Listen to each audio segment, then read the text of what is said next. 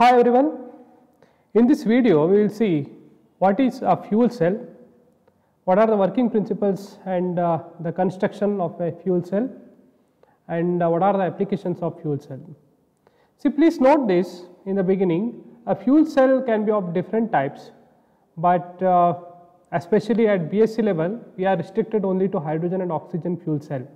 So in the examination, if it is asked about a fuel cell, you can directly write about the concept based on hydrogen and oxygen fuel cell. Okay, from the definition what you understand, it is an electrochemical cell.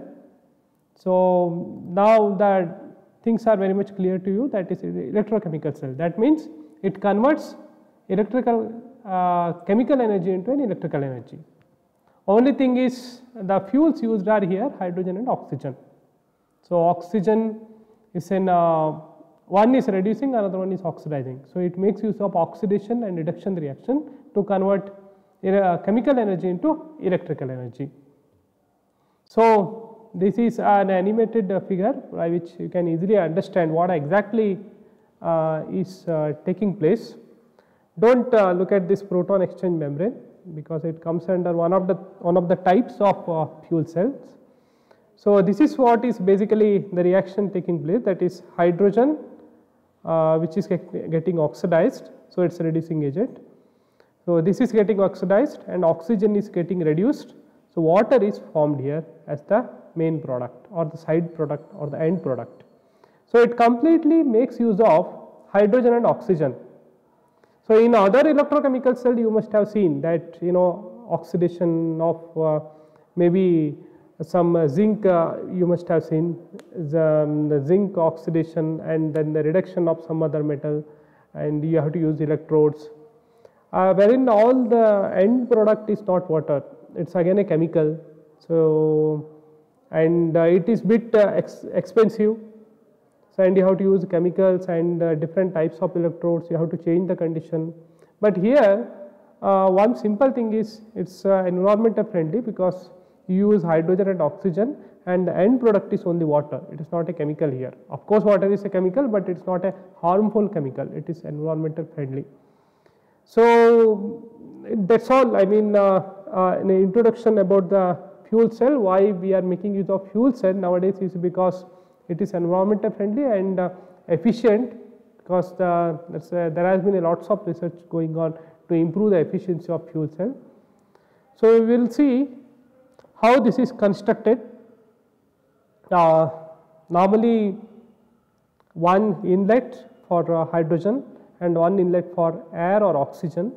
Air is filtered to give only oxygen at the end. So there are two inlets, fuel in and air in, you can say hydrogen inlet and oxygen inlet, and then you have electrodes. So the fuels used are hydrogen and oxygen, and then you can also use methanol, ethanol and ozone hydrogen peroxide type of fuels, and you have electrolytes and electrodes. Electrolytes are placed at the center, I mean inside this. So electrolytes are basically base or acid. There are two types of fuel cells again, I mean one which uses base, another which uses acid. Acid can be like H3PO4 like phosphoric acid, base can be like KOH, NaOH, some alkalis, and electrodes are mainly graphite coated with platinum. So why to use platinum? Because it can do better absorption, especially for absorbing hydrogen, platinum is very useful. So graphite coated with platinum is used as electrodes, and some alkali or acid can be used as electrolytes, and hydrogen and oxygen are fuels. So note this, base and alkali, they are used in different setups, not in the same setup, either you have to use base or acid. So this is how the working condition is. So you fed the hydrogen inside, you feed it, once it is fed inside, so hydrogen will be oxidized to H plus and oxygen will be reduced to minus, that is OH minus. Now H plus and OH minus will combine to give H2O. So here when it makes, when hydrogen undergoes oxidation at this electrode, that is anode, where the oxidation takes place. You can refer any electrochemical cell for better understanding what are anode, cathode, why it is called, why anode is negative here and cathode is positive, because electrochemical cell is different than electrolytic cell, wherein I mean bit opposite in terms of convention of anode and cathode. Okay. Here hydrogen is oxidized H plus and it will liberate electrons, that electrons will pass through it and it will come to this cathode where the reduction takes place. Now oxygen will be reduced to, oxygen will be reduced to OH minus. So this is how this works. During the progress of the reaction, the electrons which will be passing through the external circuit, if it is connected to some electrical equipment, so for example some simple resistance load, then it will drive that electricity, or if you put a bulb here, that bulb will start glowing. These are the reactions involved in the hydrogen oxygen fuel cell. At anode side you have oxidation of hydrogen to give H plus, and cathode side you have oxygen will be reduced to OH minus, then the net reaction is you have H2 plus O2 giving H2O. So this is all about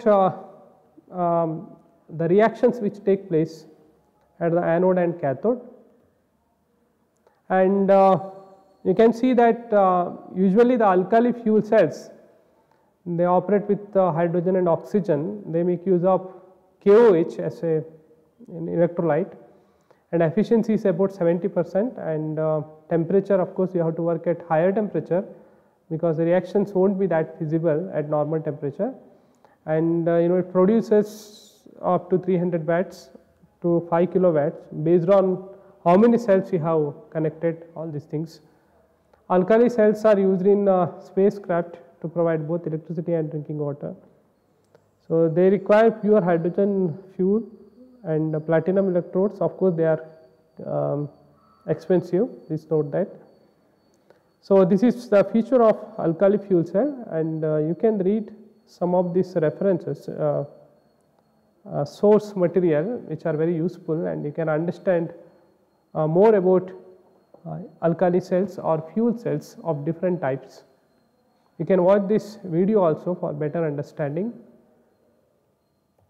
So now coming to the applications, of course it is widely applied in various sectors. It is in portable applications, it has like battery, consumer electronics, and then it has application in transportation. They are used in various vehicles, and some stationary application like power, distributed power generation, backup power supply, remote area power supply, so etc. So you can see, I mean, how that has been applied in various sectors over the period of time. So previously it was applied only in some industrial areas, but nowadays you can see now may not be in India, but various countries, western countries already started developing vehicles, fuel cell based vehicles, and in future you might find a tremendous application in especially in vehicles only, automobile field, because nowadays you know that petroleum products and the rate of petrol, diesel is soaring up from day to day, it is increasing. So one day it may come that the fuel cell will replace these petroleum products, and our energy will be cheaper, and it will be more efficient and also eco-friendly. Okay, thank you for watching. Please go through some of the interesting videos on YouTube and go through the references. Thank you.